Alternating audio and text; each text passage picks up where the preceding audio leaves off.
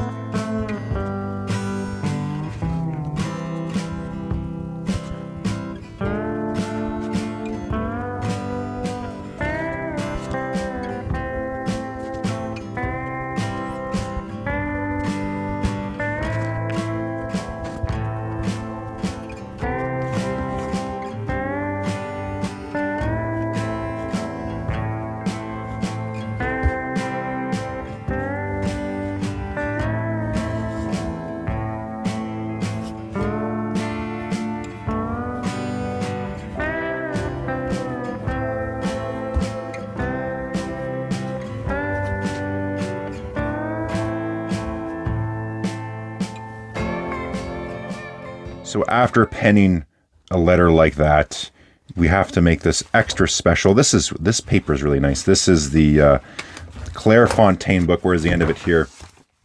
This is a really cool one. I picked this up on the second to last evening of the old location of the Vancouver Pen Shop. But this is their Flying Spirit paper. What's quite nice about this stuff It's good for letters, has a nice sort of creamy type color to it. But see here, you got the little perforations.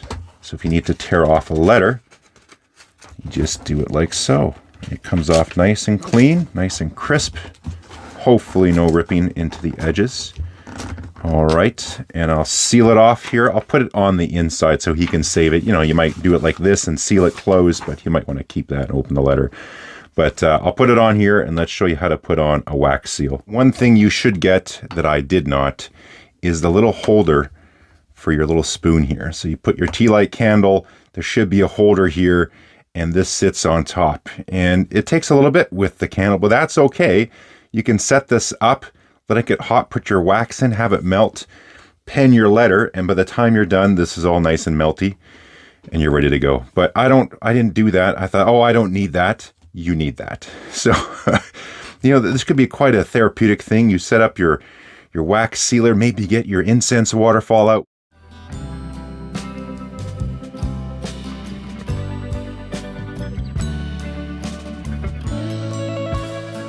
Whatever it is you want to do, have a cup of tea, sit down and do it, especially if you have a few to do.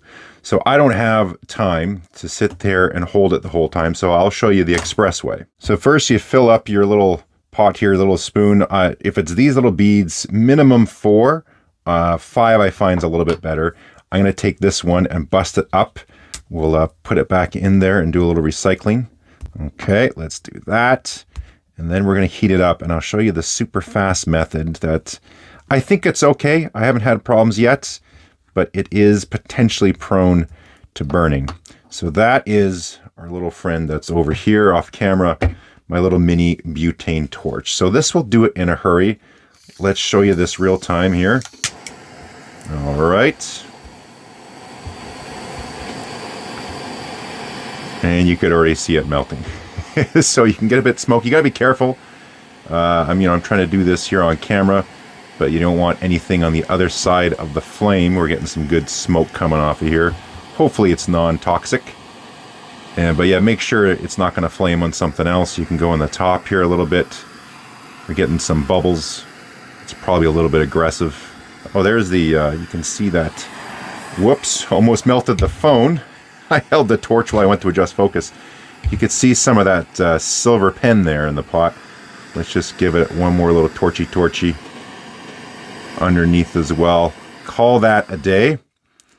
All right, let me refocus here. So it's still scorching hot here. Let's pour this on. I like to sort of go this way. Well, that silver actually looks kind of cool. There's a little bit of red left over in here. Okay. See, you got to put this somewhere. So we just got to put this here. And then I recommend there's a mark on your stamp and you push down. Just its own weight should be good. Hold it a little steady and then let it go. So a lot of folks, they'll say you want like some ice or something. I could see that if you're doing quite a few. I'm just doing the one, and you can touch it to tell when it's dry, but just let it be. This is one of those things, a little quick little moment. Now, like I said, if you have your initials or whatever it is, most things you're going to put on here, you want a certain orientation. It would be nice if they put a mark. Have the mark on your side, so if you want the up over here, you can't really see it as you're putting the wax stamp down. So you have your mark to show you where the 6 o'clock or bottom position is. So I just have a little Sharpie here, but that would be nice on those if they put that detail, like a little arrow.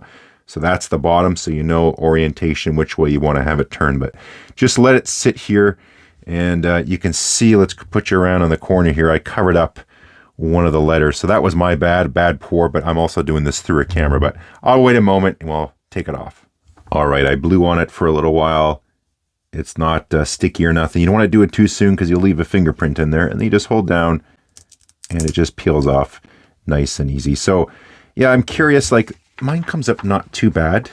You do get some of those marks on there too, some, some kind of bubbly, some little veins. So I'm curious if it's better that if everything can flow into everything else and you get a little bit of a better detail, because that big flat surface, yeah, this thing just sort of floats around on it, right? And so I've shined this thing up too. Those are just like fingerprints and other things, but I have shined this up and polished it, and it seemed to be about the same. So anyways, one step you can go further is color this in. Let me show you that. Now there are, of course, much better proper markers you can get. There's the regular Sharpie brand that you can get in like a silver or a gold. And I actually found that these don't work overly well compared to these. I got these here at Dollar Tree up here in Canada. You know, they're $1.25, whatever it was. They're not amazing, but they actually work quite well for this. They're nice and wet. So let me color this in and show you. There's the finished product. Now these, again, aren't the best markers for it. I know there's some proper ones, some ones that I've almost seen like ones that are brushes that like dust on a proper layer of like silver flaky paint or something like that. But I like getting a little bit of a ridge around the side here as well. So you can just see the depth of it more. It just makes the seal look kind of juicy almost because it's full and sort of overflowing from there too.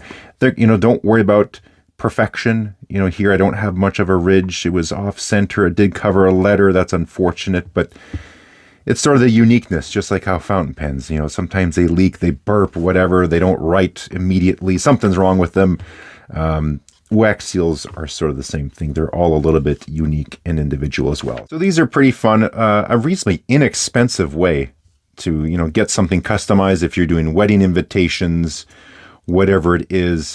Just something unique if you want to, for marketing even, if, I don't know, whatever type of profession you do, have a bit of a standout. If you're like an artist or something that, and you have your own wax seal, that would definitely get someone's attention.